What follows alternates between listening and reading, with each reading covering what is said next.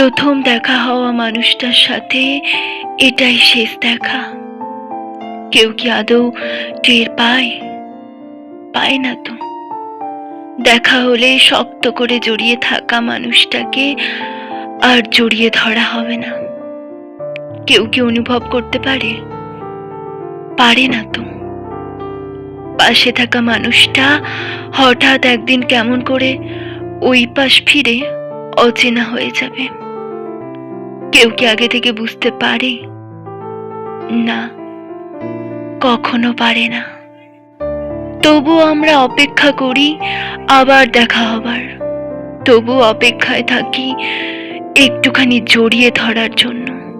তবুও অপেক্ষা করি অচেনা মানুষটা আর একবার চেনা হয়ে উঠবে, সেই আশায়।